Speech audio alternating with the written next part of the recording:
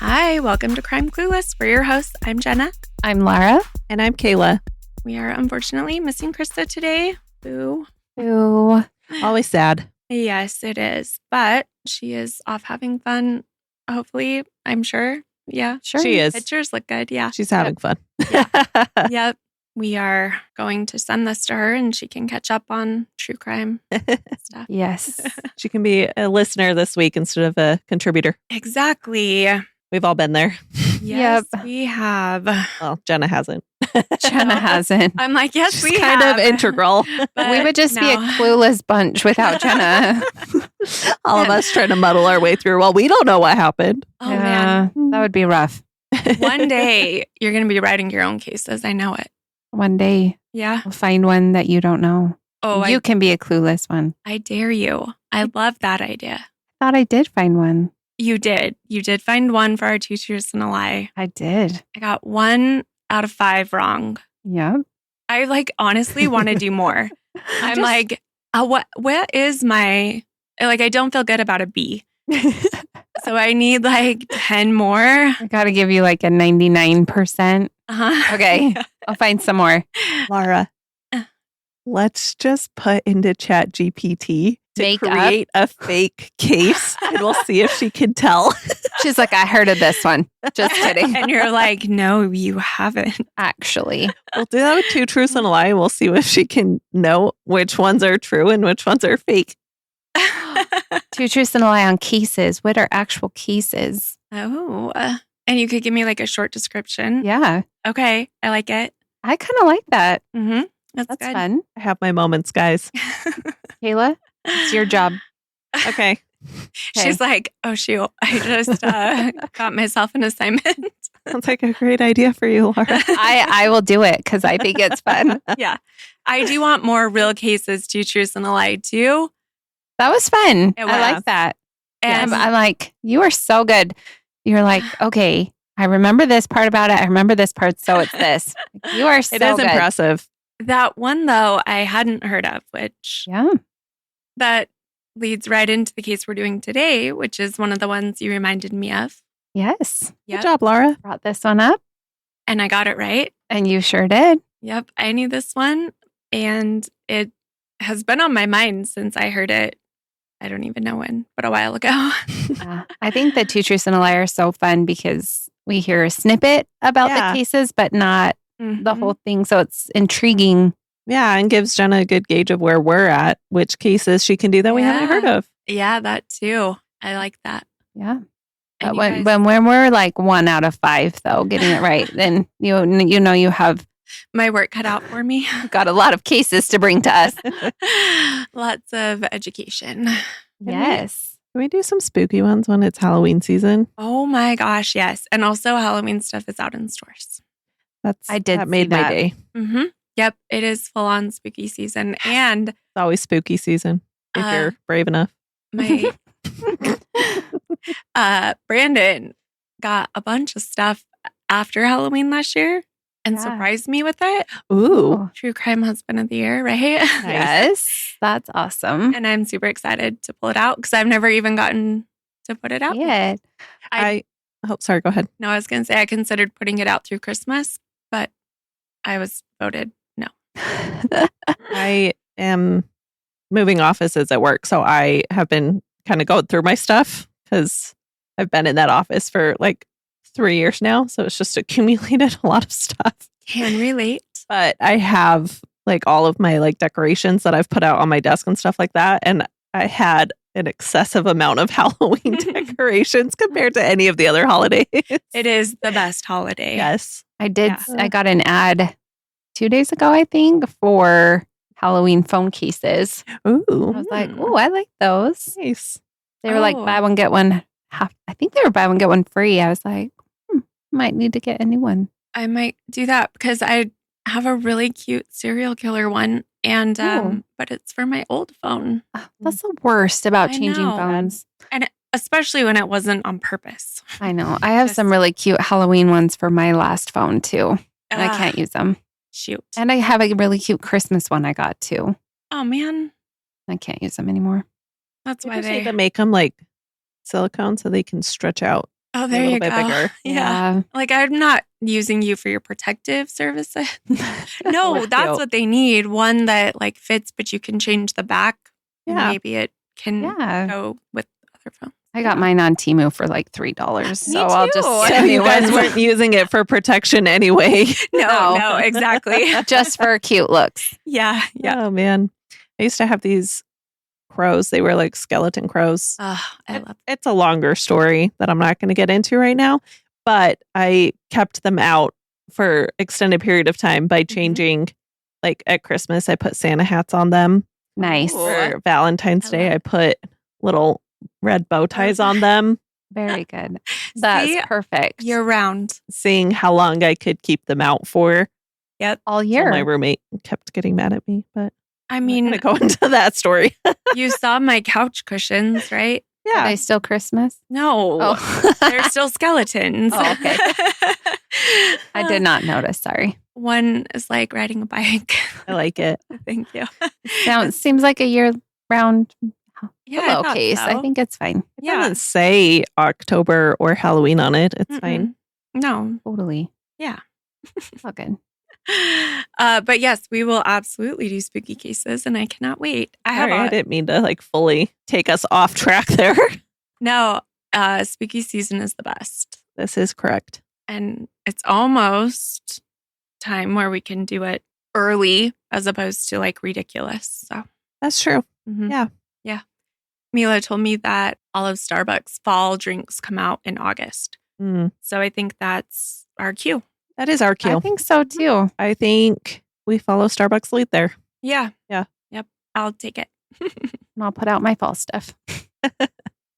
I don't even have fall stuff.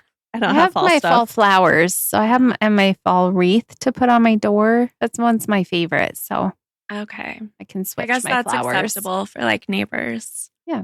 My flowers are black. Good. I like They're my them. favorite. Yeah. And dark purple. They look good. Yeah. But they're definitely Halloween, not fall. Yeah. I bought some pumpkins for my desk that are like more kind of like neutral colors. They're like made of Mhm. fabric. So Those are those ones cute. I can keep out Yeah. until December 20th when it's time for Christmas. Maybe Okay. maybe December 20th is a little late. Yeah. I guess, do you put Christmas decorations on them? No, Oh. I don't really put out Christmas decorations, to be fair.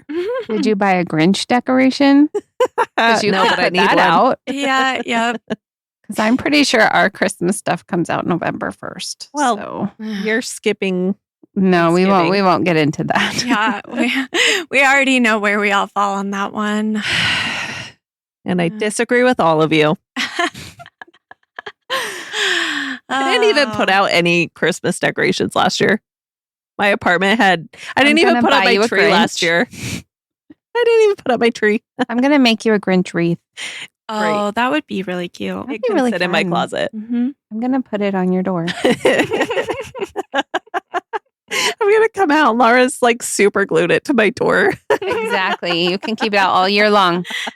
I love it. I am fully on board with that. Jenna, you can help me. Okay, I'm here for it. Sounds like a deal. Yep.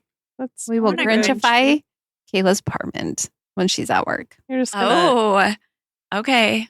We can practice our breaking in skills. Yeah, we'll see Okay. how hard it is. it's Oh. hard. I have an alarm on my door that will go off. I wonder if we can guess your code.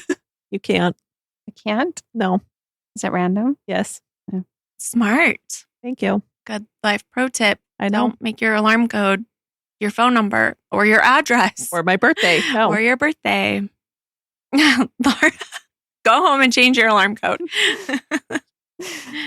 Then I won't remember. It's fine. I'll make it the same code as everything else in my house. There you go. Also Random. not a good idea. I know. I have a Well- different code on my front door keypad than I do for my alarm. Good. That's smart. Well, if you can get in my garage, you can turn off my alarm. It's probably one of our kids' birthdays. No, it's not. Hers or Brooks. No. Okay. Break into Laura's house. Yeah. Yep. Yep. Someone might know. I Mhm. was feeling good about people not being able to break into my house because I have an alarm. We were just talking about that. Yeah. Okay. Sometimes I forget we're recording and I just say things. You know what? And sometimes that works really well. So it's good. I will take it. Okay. Yeah. All right. All right. So we're doing one of the cases that Laura reminded me of from Two Truths and a Lie. We're doing the mysterious death of Tamla Horsford. Oh. Mm-hmm. It was a crisp Sunday morning on November 4th, 2018, when a quiet home in Cumming, Georgia, turned into a nightmare scene. Inside the house, party guests were just waking up from an adult sleepover. Downstairs, 40-year-old Tamla lay face down in the backyard, still clad in her white paw-print pajamas. Around 8:45 a.m., Janine, whose house they were at, her Aunt Madeline peered out the basement window with a cup of coffee and spotted what looked like Tamla's pajamas in the grass. At first, she thought Tamla might be sleeping on the lawn, but something was off, terribly off. Tamla's body was completely still, her face flat against the ground. Panicked, Madeline said a quick prayer and checked again. Tamla hadn't moved. Heart pounding, she raced upstairs to get Janine and Janine's boyfriend, Jose. "Your friend from the islands is laying in the backyard and she's not moving," she blurted to them, dread rising in her voice. Within minutes, the household descended into chaos. Janine grabbed her phone and frantically dialed 911 at 8:59 a.m. as Jose ran outside. In the recorded call, Janine shakily explained to the dispatcher, "We had people over last night. We were drinking. Most of us went to bed. One of them stayed on the balcony, and we just went outside and she's face down in the backyard." She passed the phone to Jose, who had found Tamla unresponsive. "She's lying in the yard, basically on the patio downstairs. She's not moving one bit. She's not breathing," Jose reported, breathless and sounding unnerved.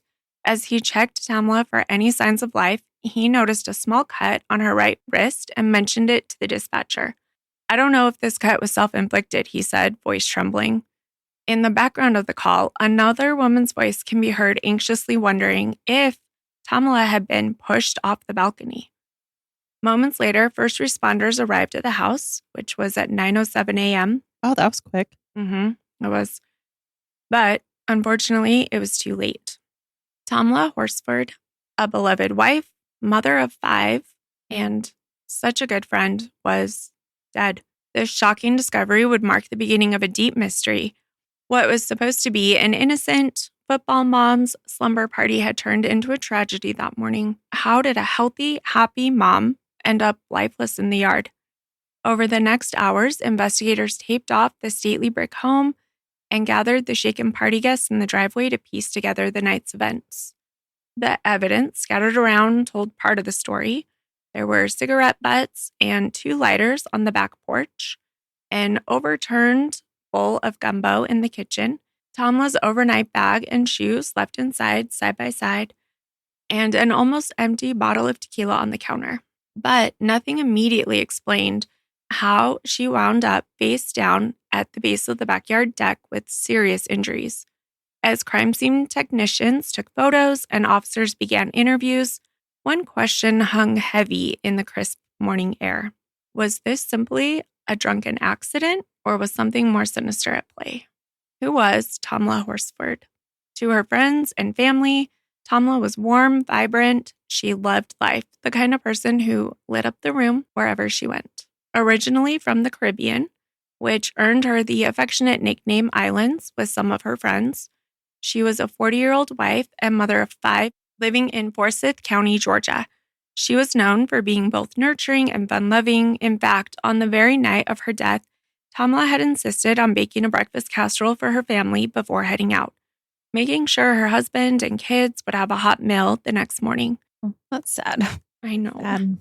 She had a big heart, Tamla's adult daughter later recalled. She would not allow you to be in a bad mood. She was the type of mom who volunteered in her children's classrooms by day, but could sneak mini bottles of wine into football games sidelines by night. She had a playful streak and a contagious laugh. As one friend told police, you couldn't not like this girl. By 2018, Tamla and her family had settled into Forsyth County, a community about 40 miles outside of Atlanta. She made friends through her kids' sports teams and school events. One of those friends was named Janine, whose birthday Tamla was celebrating that night. Janine's son played youth football with one of Tamla's boys, and the two moms had bonded over the team.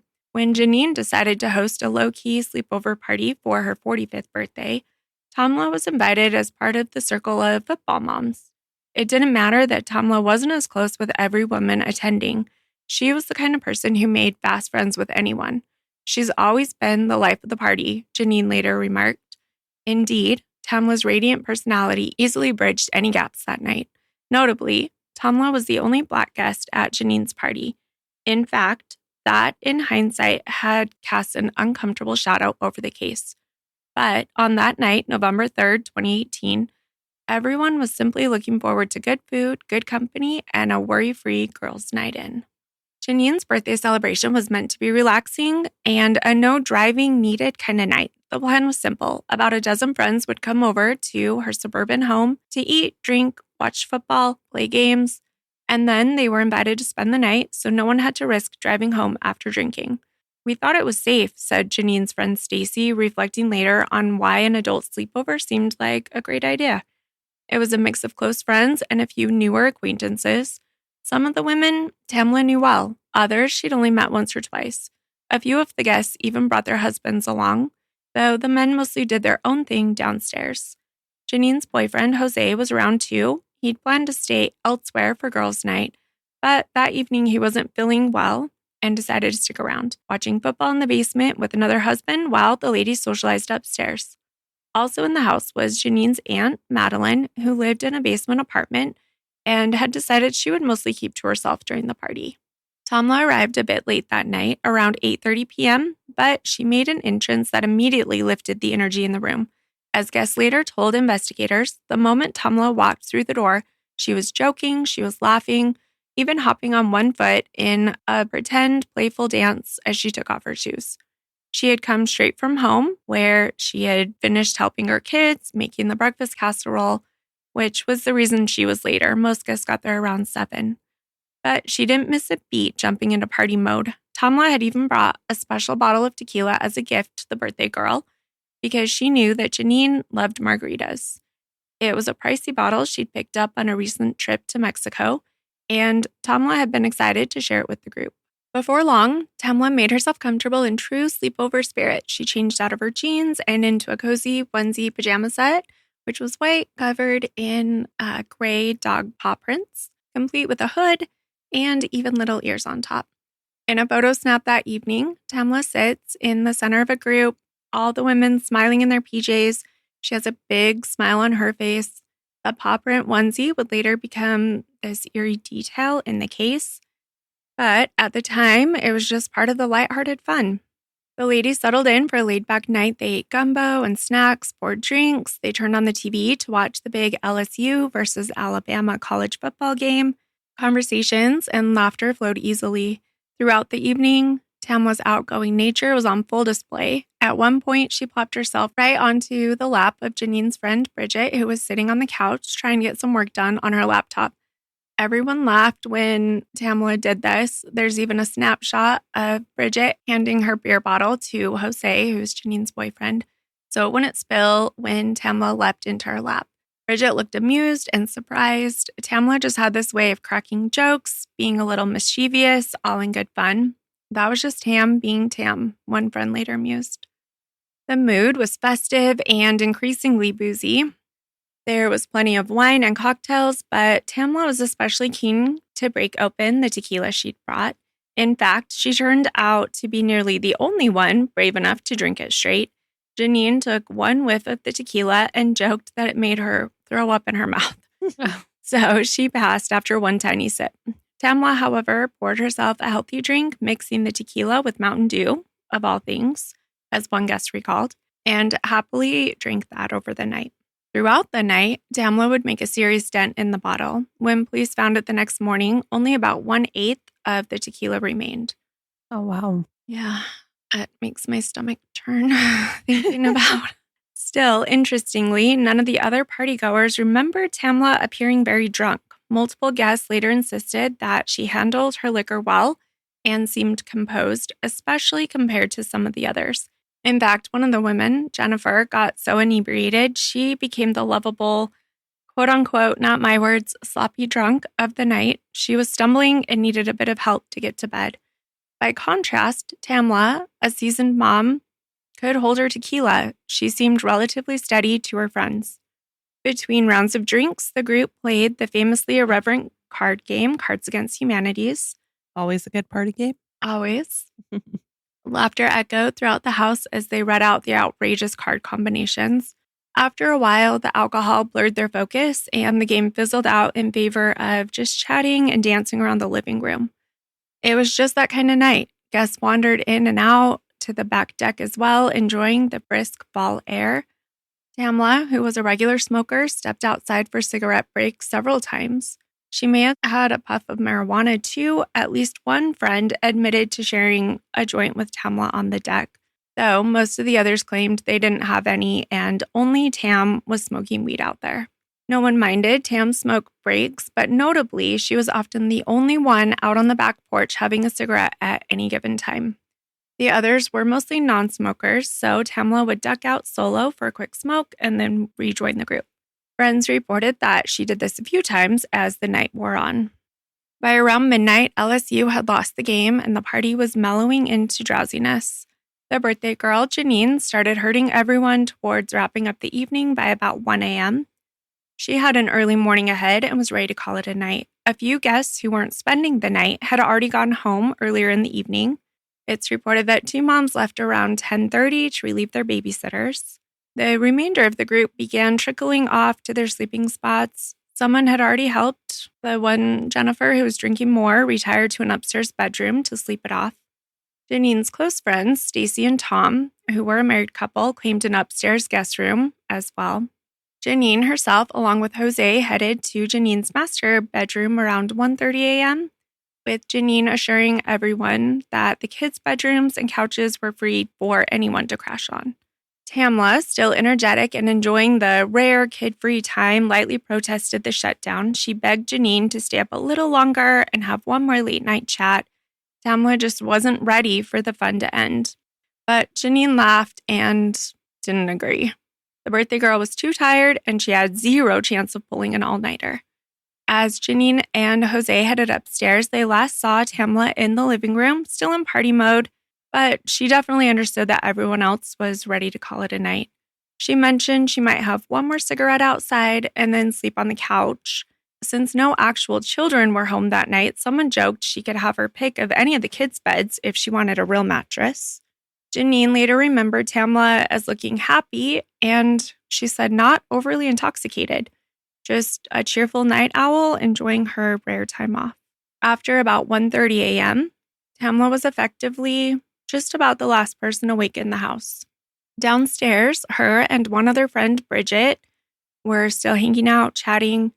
Bridget's husband was on his way to pick her up. She hadn't planned to sleep over, so she stayed up with Tamla for a short while later. Tamla warmed up a late-night bowl of gumbo, and the two women chatted casually in the kitchen as Bridget waited for her ride. Despite the hour, Tamla was in great spirits. She was feeling a bit sentimental. As Bridget's husband arrived around 1:45 a.m., Tamla walked her friend to the front door to say goodbye. In a sweet, slightly tipsy gesture, Tamla planted a friendly kiss on Bridget's cheek and told her, "You're a really good person." Bridget smiled and playfully chided Tamla, telling her, "Okay, thank you. Now, take your ass in the house and finish eating your gumbo." They both laughed. That would be the last time anyone saw Tamla alive. Security logs from Janine's home later helped piece together Tamla's final movements after everyone else was asleep. The front door opened at 1:45 a.m., which is when Bridget walked out, and then closed as Bridget and her husband drove away 2 minutes later at 1:49 a.m. The back door that led to the deck opened and then closed again at 1:50. It's guessed that Tamla headed out to the porch likely for that one last cigarette she talked about. Perhaps she stood out there smoking, gazing into the chilly night, enjoying a few solitary moments of calm. What happens next remains the crucial mystery. At 1:57 a.m., the back door opened again, and this time, according to the alarm system log, it never closed. Somewhere in that narrow window of time, something went horribly wrong on the back deck. Did Tamla trip? Did she lean over the railing and lose her balance? Was there someone else out there with her? No one inside the house reported hearing any screams or loud noises around 2 a.m., but with many of them fast asleep and possibly intoxicated, it's possible a commotion could have gone unnoticed. The next known moments in the house came a few hours later, just before dawn, when a few of the sleeping guests departed. One woman, another friend who had come separately, quietly let herself out at 4:10 a.m. to head to work. She made sure not to disturb any of the others. There was another guest that left around 7:45 a.m. that morning. The couple, Stacy and Tom, gathered their things and departed around 8:30 a.m., probably saying quick goodbyes to Janine upstairs before heading out. Not one of them went out back or noticed anything unusual in the yard as they left. The assumption among all the partygoers was that Tamla, who didn't have to get up early, she didn't have work that day, was probably sleeping downstairs on the couch like she had mentioned the night before. Of course, Tamla was not asleep on the couch. She was outside in the grass just beyond the patio. Sometime during those dark early morning hours, Tamla had fallen from the second-story deck, or so it appeared, and died where she landed. The position of her body was odd. She was flat, face down on the ground with her arms straight by her sides, one arm by her side, the other slightly out at an angle. Even to the first officer on scene, it looked strange that her head wasn't tilted to the side at all. It was as she hadn't instinctively braced for impact. That's weird. It is weird. Like her arms weren't out, or if you're falling, you go to stop yourself. Yeah, I mean, especially from the second floor. I mean, that would hurt, but I don't know that impact would kill you. It's only 14 feet. No. Right. Unless she Really interesting. broke her neck when she fell. But I feel like that would be the only way. Like if she fell over and fell down head first, but I don't feel like you would land straight like that with your face down if you fell And that your way. Arms by your side. Yeah. Mm-hmm. That's kind of interesting. Because, the instinct is to put your arms out. Right. And I'll go over her injuries. She did have some of those injuries that you would expect from a fall. Mm-hmm. But the way she was positioned is just really odd. Yeah. So, I mean, you hear people all the time that fall off their roof doing Christmas lights. Yeah. And break their Second ankles or story, something. Right. Yeah. Mm-hmm. I mean, like if you have a 2-story house and you're on the roof, that's an extra story down. Right. Yeah. Later on, investigators would quietly wonder if her position meant she was unconscious or worse, already dead before hitting the ground. But in those initial moments that morning, the shocked party guests had no time to analyze. They were scrambling to get help for their friend. As we know, when help arrived, it was too late. Tamla's lifeless body on the lawn was a grim end to the night's party. The last person to see her alive, Bridget, would replay their final exchange over and over in her mind, haunted by the thought that minutes after that cheerful goodbye, something fatal happened. It doesn't make sense. Madeline, who was Janine's aunt that lived there, repeated over and over to herself and to the police later that day. Indeed, nothing about Tamla's death made sense to those who knew her. How could a fun mom's night in end this way? The search for answers did begin right away. Jenna, was her head towards the house? Like, was she laying towards the house or was it away? Her head was like facing the house with her body like away. Okay. Yeah. Forsyth County Sheriff's deputies and detectives did get to work quickly that Sunday. They treated Tamla's death as a potential crime scene at first, roping up the backyard with yellow tape and painstakingly documenting the area. The party guests, many of whom had only just learned what happened moments earlier, were all asked to return to the house if they had left so that investigators could take statements from everyone that was present that night. One can imagine the surreal sight.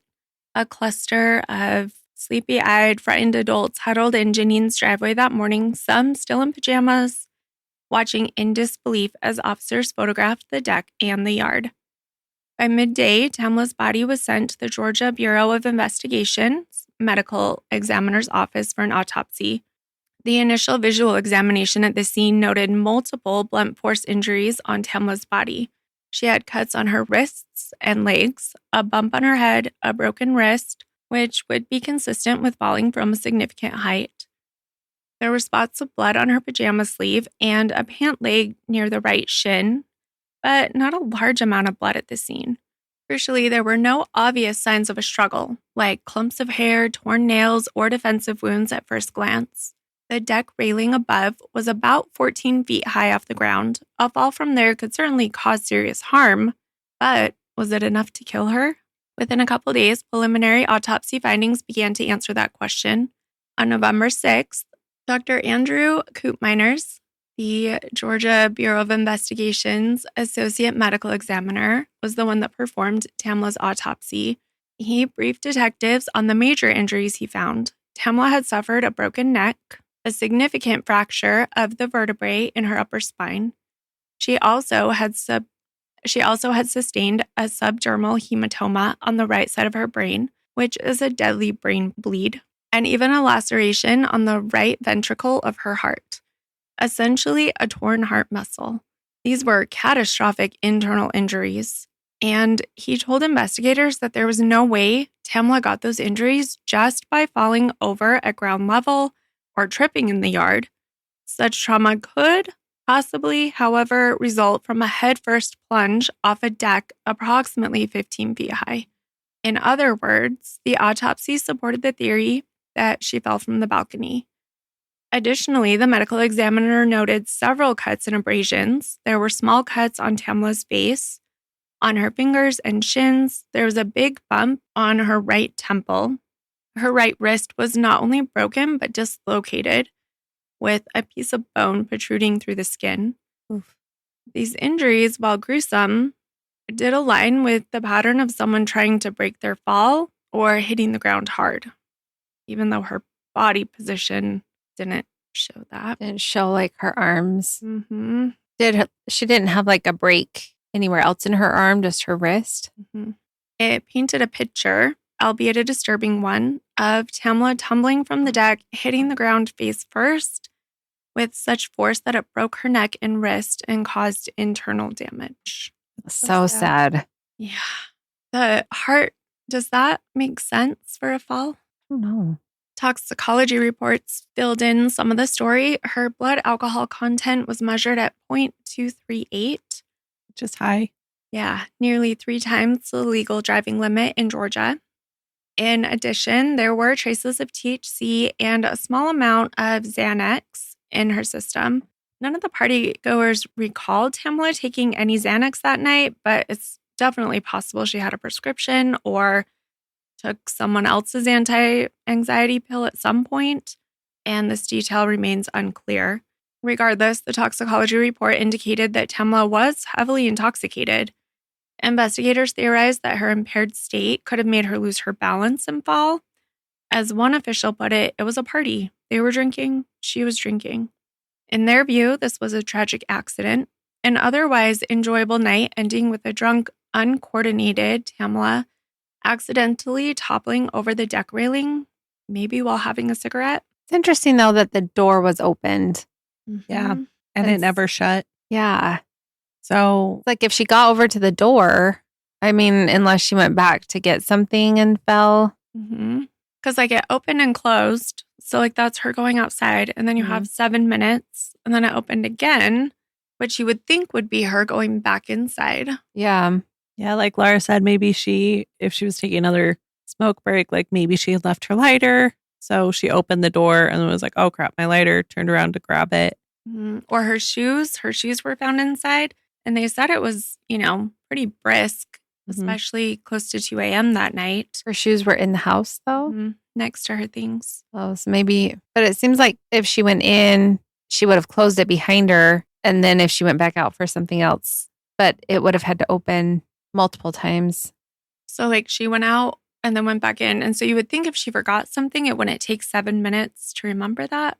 Unless she went out, closed it, and then went back inside. See, I was thinking she went outside. So she opened and closed it and sat outside and smoked. And then she went to go back inside, opened the door, turned around to get something she forgot. Oh, I see. Yeah. Out on the deck. Yeah, that so- makes sense. So I don't notice like the door open though. Yeah. Did they note that? Not that I found. Because then it's like, and this is not reported, this is pure speculation. Don't sue us. I can delete logs from my stuff. Hmm. I don't know how easy that is. I don't know. I've never tried. I've never tried either. But also, you have to speculate too. If someone else came out, they opened the door to come and help her get inside, and something happened between them. Right. I mean, you have no cameras. Mm-hmm. Just the I don't know why they door wouldn't opening, close the closing. door when they went back inside, though, Right. since the door never closed. Unless it closed 30 minutes later and that was erased. I can't delete See. like a singular Activity. in my Ring Alarm app, and maybe that's changed. over the Maybe last they couple don't have years. do they have a ring? Is that what it was? It was, hold on. Oh, it's Xfinity. Oh, yeah. So she had, those are like phone notifications. Oh, yes. The person who owned the house who's getting those, right? And Yeah. she did provide it to the police, Mhm. which is why it's in the case file. Yeah. So I don't know. I don't know. Maybe it closed at like 7 something. I don't think I would necessarily go out there and look around. No. If I saw the door open, I would just close it. Yeah. Yeah. Well, even the girl that left at 4 a.m., she Right. could have closed it too. Yeah. Right. I mean, if everybody's drinking stuff, you probably just think someone accidentally left it open. Right. Which could happen Yeah. easily. She Oh, could for go sure. back inside, meaning to get something, lay down, fall asleep, Mhm. and forget to go back out there, you know? Yeah. Mm-hmm. It is interesting. The Forsyth County Sheriff's Office wrapped up its investigation in the next few weeks. They interviewed everyone who had been at the party, in total 10 people, as well as Tamla's family and friends. There were minor inconsistencies in witness accounts that they noted, but nothing jumped out as a smoking gun of foul play, at least not to law enforcement. On February 20th, so she was found on November 4th. So on February 20th of 2019, which was about 3 months after her death, the sheriff's office publicly announced the case was closed and her death had been ruled accidental. The official cause was multiple blunt force injuries due to a fall from height with acute ethanol intoxication, which is extreme alcohol intoxication, as a significant contributing factor. In other words, Tamla drank, went out to smoke, somehow fell off the deck, and died on impact. Investigators pointed out that none of her injuries clearly indicated foul play or an assault. There were no signs of struggle, no defensive wounds, nothing that screamed homicide, one detective explained at the press conference. Major Joe Perkins, who worked for the Forsyth County Sheriff's Office, summarized their findings bluntly. It was a party, they were drinking, most of the partygoers had gone to bed at that time, and Tamla was on the deck alone. The sheriff's lead investigator, Detective Mike Christian, echoed that the physical evidence fit the fall narrative. He even noted in his report how Tamla's face was straight down in the dirt, an unusual but not impossible position for a fall, and that aside from the broken wrist and some cuts, there weren't obvious external injuries like you might see in a beating. To the sheriff's office, everything pointed to an unfortunate accident, and so, case closed. Yet, even as they closed it, the sheriff's investigators sensed this case might not stay closed quietly. They knew the family was not going to be satisfied with this explanation, and they were right. I mean, that would be hard. Yeah. From the very beginning, Tamla's family and close friends struggled to accept that her death was an accident. When county officials first broke the news to Tamla's husband, Leander, on November 4th, they initially suggested that Tamla might have simply tripped and fallen in the yard, possibly over landscape edging, causing a fatal injury, but that early theory quickly changed once the autopsy revealed that it was more likely a fall from the deck. To her loved ones, each new detail only raised more questions. How could she have fallen? Why didn't anyone hear it? Could all of those severe injuries really come from one tumble? And was it a coincidence that Tamla was the only Black person at a party in a county with a troubling history of racism? Nearly everyone who cared about Tamla felt something was off. She wasn't known to get outrageously drunk to the point of stumbling. She enjoyed drinking or having drinks with friends, sure, but they insisted she could hold her liquor and wasn't falling down clumsy really ever. Her family also said she was not a recreational drug user beyond the occasional marijuana. The small amount of Xanax in her system was a red flag to them because she didn't take Xanax. They wondered if someone might have given it to her without her knowing, or if it was a testing anomaly. Right after Tamla's death, her father, whose name is Kirtland St. Joar, told a detective that the situation seemed suspicious to him and it just didn't add up. Her husband echoed that none of the stories he'd heard made sense. He says, "I want the truth of what's going on because the stories I've heard so far, none of them make sense. And if they don't make sense, usually there's a reason they don't make sense." In Leander's gut, he felt that there was more to the tale of that night. And later, he would put it plainly, "I do not believe that the truth has been told about that night." Some of the first doubts centered on the physical evidence or perceived lack thereof. For instance, Tamla was the only smoker in the group, and she reportedly went out for a cigarette around 2 a.m. But when her family learned that the police found 2 lighters on the porch near the cigarette butts, they immediately thought that was strange. Yeah, that is strange. Why would she need 2 lighters? She doesn't. Unless one didn't work? I don't know. Did they test them? I don't know. If they both worked? Did one run out? If other people don't smoke, why are there even more in the house? Yeah. I mean, candle lighter, but Yeah. But she probably would have found out that hers didn't work. Take it in and bring out a different one? Yeah. Yeah. So that's weird. They were wondering if it could indicate that someone else was out there smoking with her. Maybe the marijuana, someone said that they enjoyed that with her. Yeah, if she didn't bring that, then someone else would have, and they would have had their own lighter. Mm-hmm. I think she brought it. Oh, okay. But someone was out there with her, but you wouldn't have your own lighter. Like, I wouldn't take my light. I don't have a lighter, but I wouldn't take it somewhere just on the off chance, you know? Yeah. Yeah. Did she normally carry more than one? No, they said no. So that's interesting too, unless she found like a candle lighter in her friend's house if hers quit working. But yeah, I always picture those as like the long ones, you know? Yeah. And stuff. But maybe that's what they had. Maybe. They also found it odd that her shoes were inside the house next to her bag, meaning she was barefoot outside, which is not so odd for a comfy night in, except some wondered if she would really have gone out on a cold deck with no shoes, unless perhaps she wasn't planning to stay out long or expected to come right back in. And then, of course, the position of her body. Tamla's family was struck by how her face seemed planted straight down in the dirt, not turned to the side at all. Typically, even in an accidental fall, a person might reflexively move forward, their head might end up tilted, and Tamla's was this prone face-down position that looked almost too deliberate or too neat, as one relative described. Her husband would later say it was almost as if she had been laid out flat intentionally. Even Madeline, the woman who discovered Tamla's body, felt uneasy about it.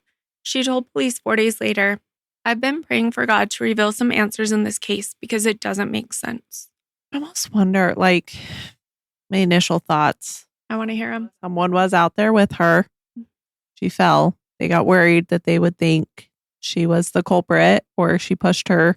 So instead of saying anything, she went down to check on her, saw she was already gone, and left.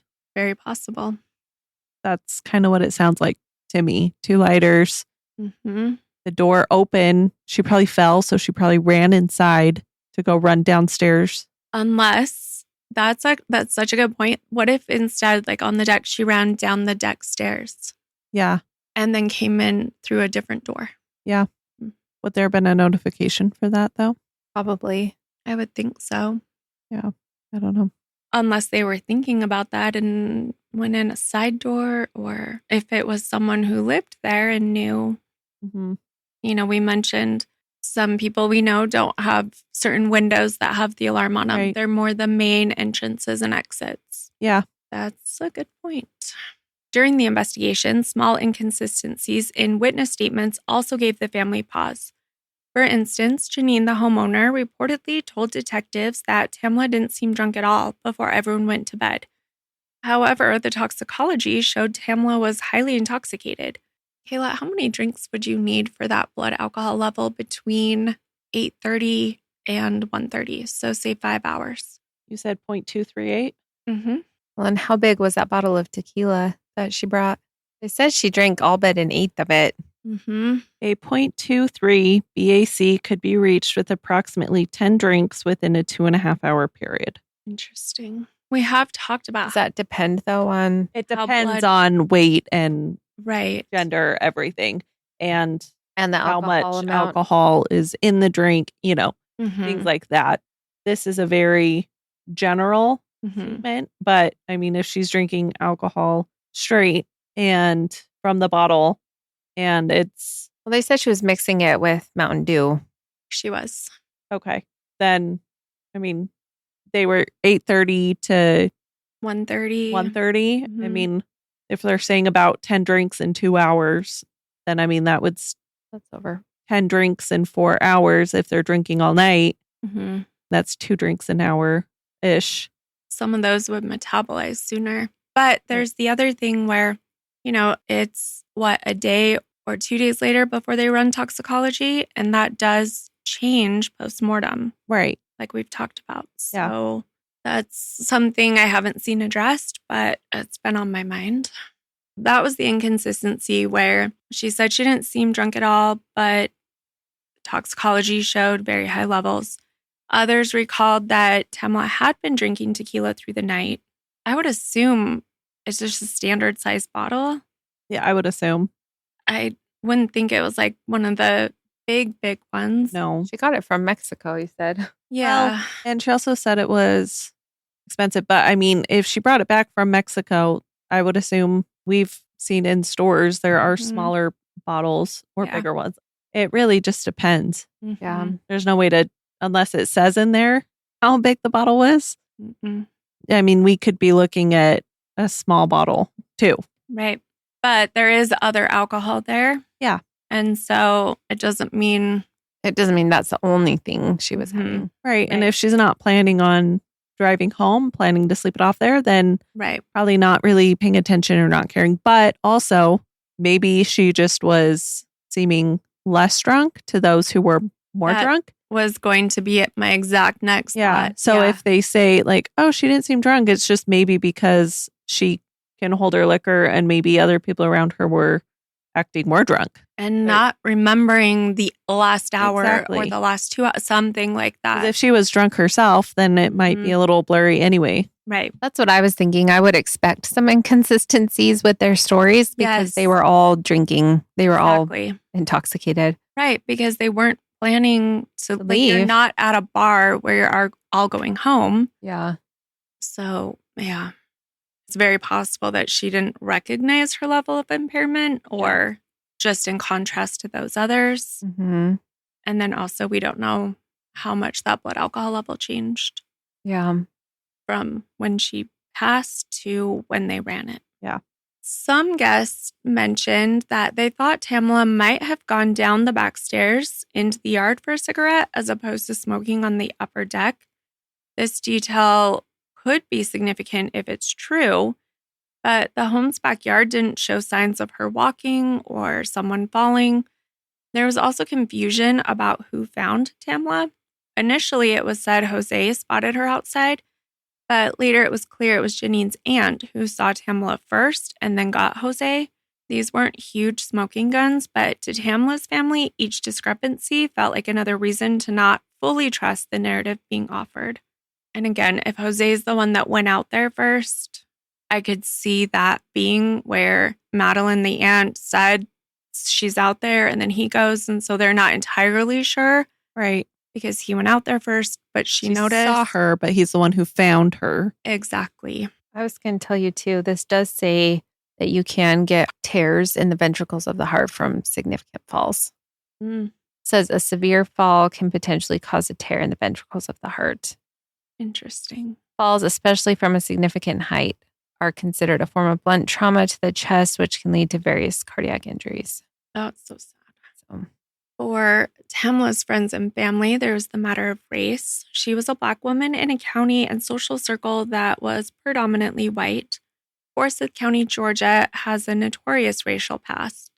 In 1912, white mobs violently expelled the entire Black population from Forsyth, and for decades afterwards, almost no Black residents lived there. Even as of 2018, this county was about 85% white, which is one of the whitest counties in Georgia, which has a 4% Black population compared to a 32% Black population in Georgia overall. The county's reputation for racism lingered. It was only 30 years earlier, in 1987, that civil rights activists, including Oprah, highlighted their resistance to integration.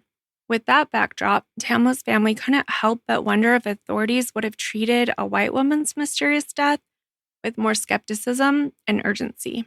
The fact that she was a Black woman, sadly, in a sea of people who weren't, might have something to do with why it wasn't more investigated, Tamla's sister-in-law Terry speculated. To them, the quick act of ruling an accident felt like a rush to resolution. They feared that subconscious bias, or worse, a conscious effort to avoid inconveniencing a group of well-connected white partygoers, led law enforcement to not dig as deep as they should have. That's really sad. Yeah.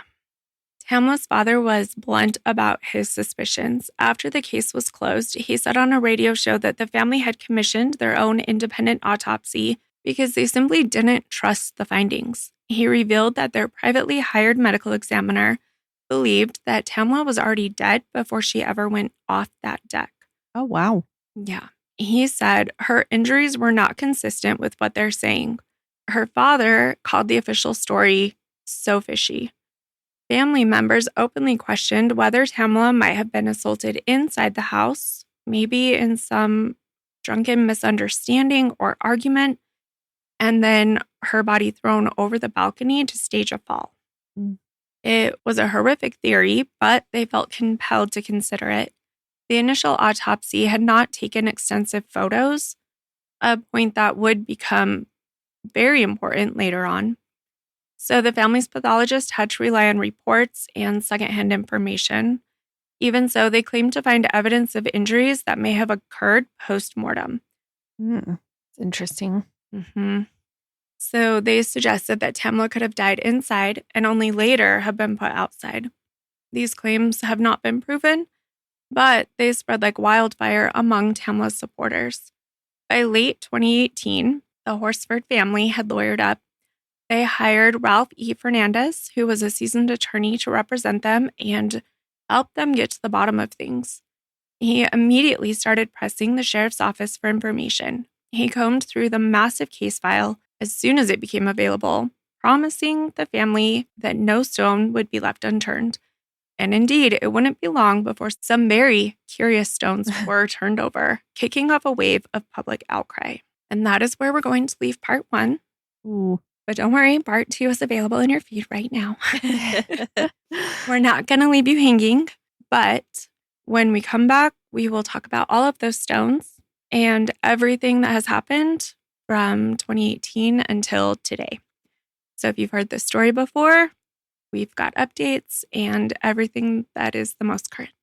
Oh, I can't wait. Oh, I'm excited. Yeah, Very interesting. Yeah. There's so many questions. You can find a lot of issues with the narrative and the investigation, and we'll get into more of those. But you can also see that it could have been an accident. So it's Hard to know. Hard to know for sure. I know.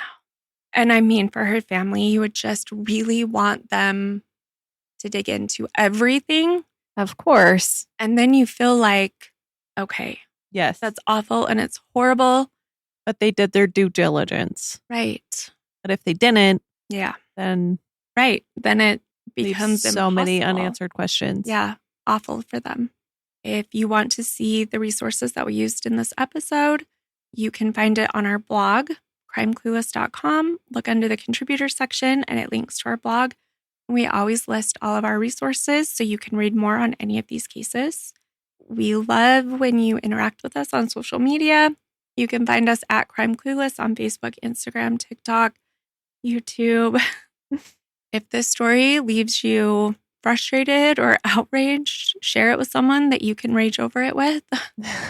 And make sure and tune in for part 2. Yes, go right to it. You can find us on Apple and Spotify, Prime, iHeart, YouTube, all major streaming platforms.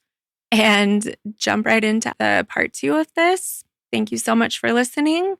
As always, remember, refuse to be clueless, careless, or caught off guard. Not today, murders. Bye. Bye. Hey guys.